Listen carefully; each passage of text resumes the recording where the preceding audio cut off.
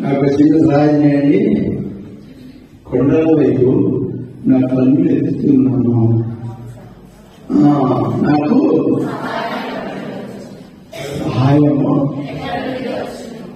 ఇక్కడ ఎవరు కొండల వైపు కన్నెత్తున్నారు? అయితే వాక్య దినం 150 అయితే నా కన్నెత్తున్నాను, నాకు సహాయము ఎక్కడి నుండి వచ్చింది. ఇక్కడ దావీదు మహారాజు కొండల పంట కళ్ళు ఎత్తున్నాడట. అయితే ఆయన సహాయం కోసం ఏం చేస్తున్నాడు? ఎదురు చూస్తున్నాడు. దేవుని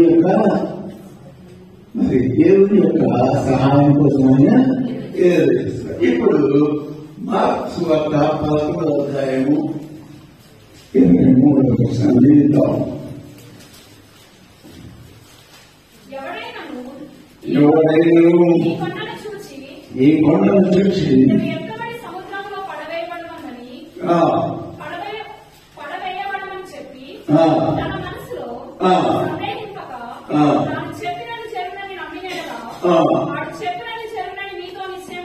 నిశ్చయముగా చెబుతున్నాను, దేవునికి స్తోత్రం. హల్లెలూయా. అంటారు దావీదు మహారాజు ఏం చేస్తున్నాడు? కొండ వైపున కళ్ళేస్తున్నాడు. ఇక్కడ యేసయ్య ఏం చెప్తున్నాడు? చెప్పండి. కొండను చూసి విశ్వాసంతో నమ్మినాడు. ఏమైపోతుందంటే కొండ సముద్రం. అంటే యేసయ్య ఏమంటున్నాడు? ఇక్కడ కొండతో డైరెక్ట్ గా నువ్వు మాట్లాడు. హల్లెలూయా. కొండతో నువ్వు డైరెక్ట్ గా మాట్లాడు. ఎప్పుడైతే విశ్వాసంతో కొండగా చూసి మాట్లాడతావో ఖచ్చితంగా అది ఏమైపోతుంది? సముద్రంలో పాల్గొంటుంది. దేవునికి స్తోత్రం. అక్కడ ఏమో దావీదు మహారాజు తప్పు చెప్పాడు, ఇక్కడ వేసే కరెక్ట్ చెప్తున్నాను నేను చెప్పట్లేదు. అక్కడ వేరే ఉద్దేశం, ఇక్కడ వేరే ఉద్దేశం. ఓకే. అయితే ఏమన్నాడు? యేసయ్య కొండను చూసి నువ్వు ఏం చేయాలి? కొండను చూసి మాట్లాడాలి. ఏం చేయాలి? మాట్లాడాలి. అది ఆర్థిక ఇబ్బందులైన కొండను, లేదా అనారోగ్యమైన కొండను, ఎటువంటి కొండైనా సరే యేసయ్య ఏమంటున్నాడు? కొండను చూసి నువ్వు మాట్లాడాలి. దేవునికి మహిమ. హల్లెలూయా. మరి మనం కొండను చూసి మాట్లాడుతున్నావా, లేదా కొండను చూసి బయటిపోతున్నామా? ఈ రాత్రి సమయంలో మనం ఆలోచించాల్సిన విషయం. అయితే కొంతమంది కొన్ని ఉదాహరణలు, కొన్ని ఎగ్జాంపుల్స్ ఇస్తాను. కొండల పంట చూసి కొంతమంది భయపడిపోయారు. కొండల కొంతమంది చూసి ఏం చేశారు? భయపడిపోయారు. కొంతమంది చూసి డైరెక్ట్ గా మాట్లాడాలని చెప్పి ధైర్యం చేశారు. అయితే ధైర్యం చేసిన వారి జీవితాలు ఏ విధంగా ఉన్నాయి, భయపడిన వారి జీవితాలు ఏ విధంగా ఉన్నాయి మనం చూసుకున్నాము. నంబర్స్ అంటే సంఖ్యాకాండము 13వ అధ్యాయంలోని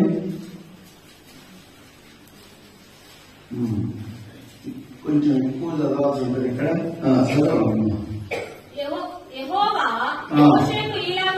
రెండవ పక్షం నుంచి చదవండి. నేను ఇశ్రాయేలులకు ఇచ్చుచున్న కానాను దేశమును సంచరించి చూచుటకు నీవు మనుషులను పంపుము. వారి పితరుల గోత్రములలో ఒక్కొక్క దాని నుండి ఒక్కొక్క మనిషిని మీరు పంపవలెను. వారిలో ప్రతివాడు ప్రధానుడై ఉండవలెను. మోషే యెహోవా మాట విని ఫారాను అరణ్యము నుండి వారిని పంపెను. వారందరూ ఇశ్రాయేలీయులలో ముఖ్యులు. వారి పేర్లు ఏమనగా రూబేను గోత్రమునకు. పేరు పక్కన పెట్టామా? కిందకు వచ్చి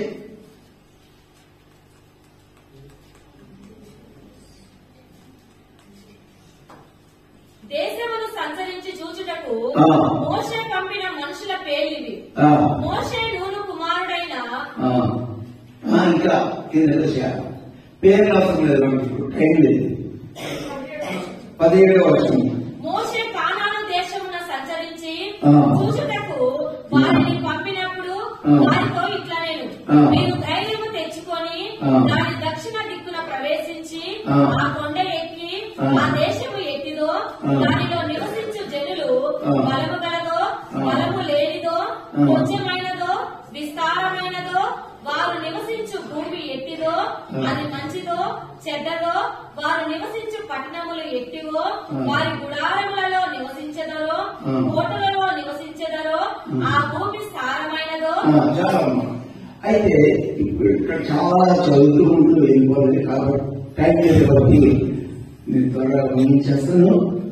అయితే ఇక్కడ చూసినట్లయితే 12 గోత్రాల నుంచి 12 మంది మోషే ఏం చేస్తాడు, వేరు చూడడానికి స్పై వేరు చూడడానికి పంపించినప్పుడు 12 మంది వెళ్తారు, 12 మంది తిరిగి 12 మంది తిరిగి వస్తారు. అందులో 10 మంది ఏమని చెప్తారు చెప్పండి. అసలు వాళ్ళని మనం మెడతలాగా ఉన్నాము, వాళ్ళు చూస్తే ఆశానుభావులు మనల్ని మెడతలోకి చూడండి, అవసరం చూడండి.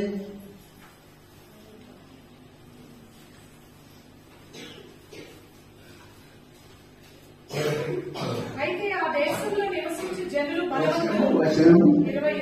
28. ఆ దేశంలో నివసించేవారంట బలవంతులు,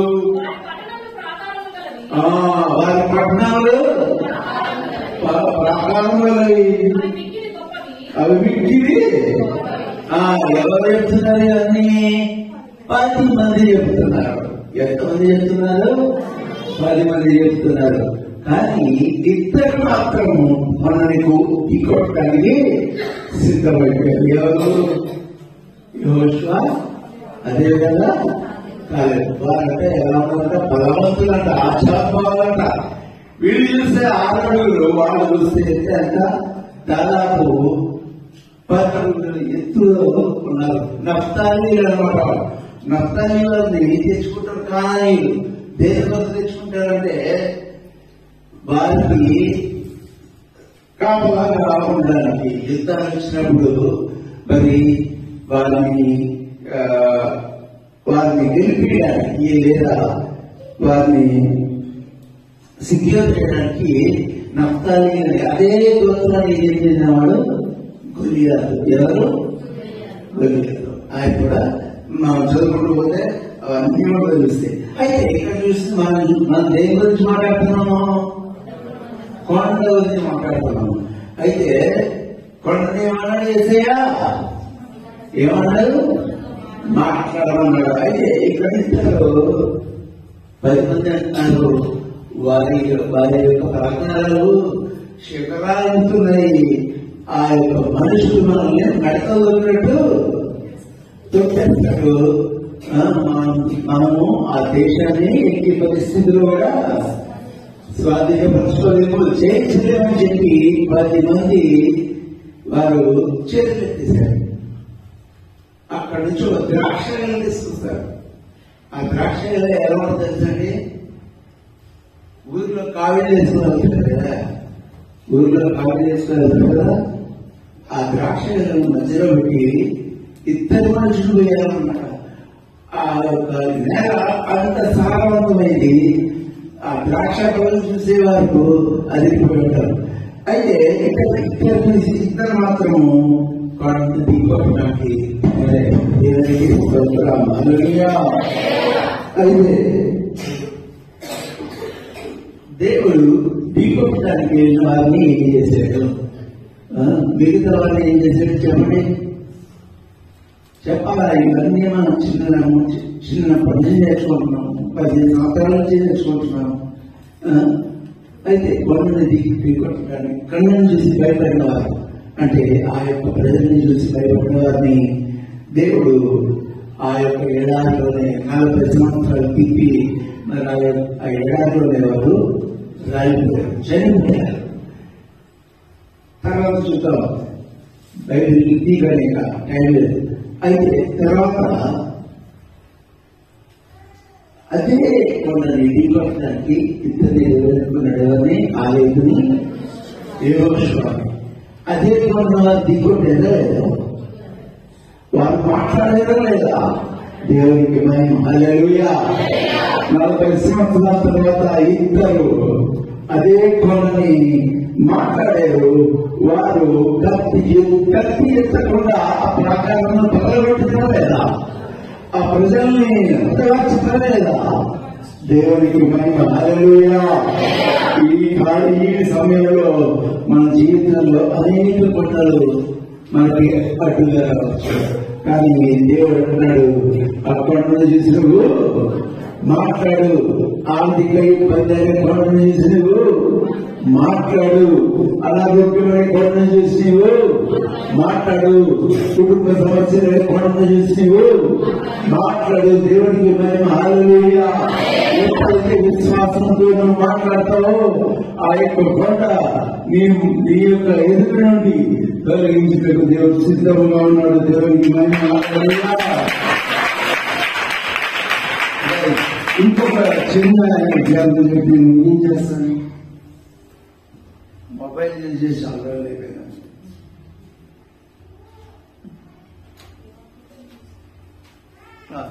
ఓకే, సమయాలు 17వ అధ్యాయము 46వ వచనాన్ని చూద్దాం.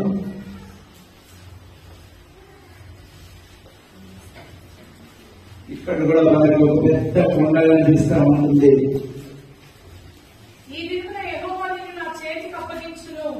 ఎవరు మాట్లాడుతున్నది? దావీదు మాట్లాడుతున్నాడు. ఎవరితో మాట్లాడుతున్నాడు? తనకి ఎదురుగా వచ్చిన కొండతో మాట్లాడుతున్నాడు. చెప్పండి. యెహోవా నిన్ను నా చేతికి అప్పగించును, నేను నిన్ను చంపి నీ తలని తగలెత్తును.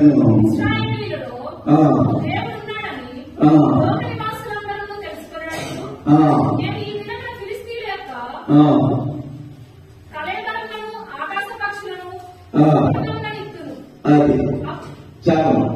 అయితే ఇక్కడ దావీదు మనం కొండ ఢీకొట్టడానికి వెళ్ళినప్పుడు అనేక ఆటంకాలు వస్తాయి. మనము ఎప్పుడైతే విశ్వాసంతో అడుగు వేస్తామో అనేక ఆటంకాలు వస్తాయి.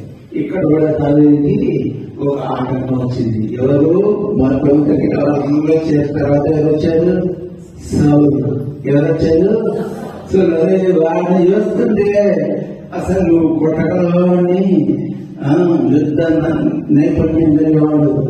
మొత్తం కవచం వేసుకున్నాడు. నువ్వు బాణం వేసిన వాడి కాదు, కత్తి రుద్దిన ఈట వేసిన వాడికి తగలదు, ఎలా చదువుతాను వాడిని అని చెప్పి ఇక్కడ ఏం చేయాలి? ఆ కొండను ఢీకొట్టడానికి ఎంకరేజ్ చేయాలి. ఎంకరేజ్ అంటే ప్రోత్సహించాలి. కానీ ఇక్కడ వెంకటేయడానికి ప్రోత్సహించడం మానేసి ఏం చేస్తున్నాడు? డిస్కరేజ్ చేస్తున్నాడు. అయితే అయ్యా ఇక్కడ దావీదన్నమాట, అయ్యా నీ చిన్నవాడినే కావచ్చు, ఒకనొక దినం దేవుడు నాకు ఇచ్చిన ఆ యొక్క మహిమను బట్టి నేను ఒక సింహాన్ని చంపగలిగాను. అదేవిధంగా దేవుడు తన ఇచ్చిన కృపను బట్టి ఏం చేయాలని ఎలుగు బంటిని కూడా చంపగలిగాను. ఆ ఎలుగు బంటి నోట్ల నుండి ఆ గొర్రె పిల్లలను కాపాడగలిగానయ్యా. నువ్వు అనుకుంటున్నావు ఆయన పెద్ద కొండని, కానీ ఆయన చిన్న బండ. ఎందుకంటే ఆ కొండ కంటే చాలా పెద్దగా ఉన్నాడు. ఆ కొండ సైన్యకులకు అధిపతి యెహోవా.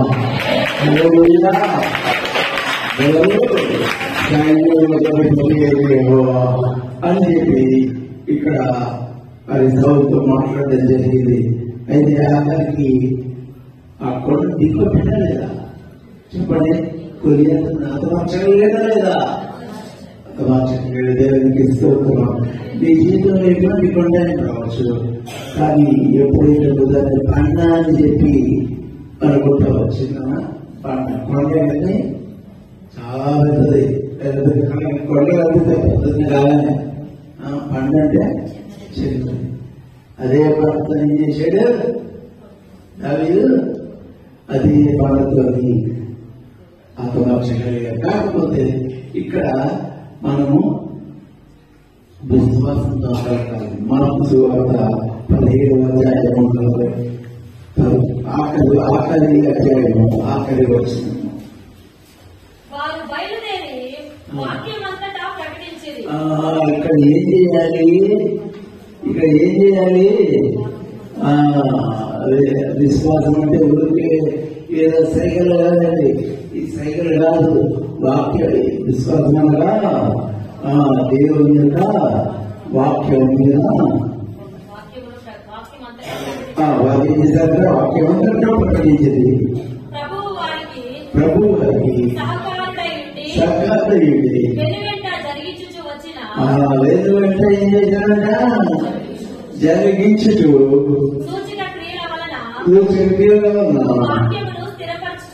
వాక్యమును స్థిరపరచుచుండెను. దేవునికి స్తోత్రం. హల్లెలూయా. ఎప్పుడైతే ఆ యొక్క వాక్యాన్ని ఆధారం తీసుకొని మనం ఎప్పుడైతే కొండతో మాట్లాడతామో ఖచ్చితంగా దేవుడు ఏం చేస్తాడు?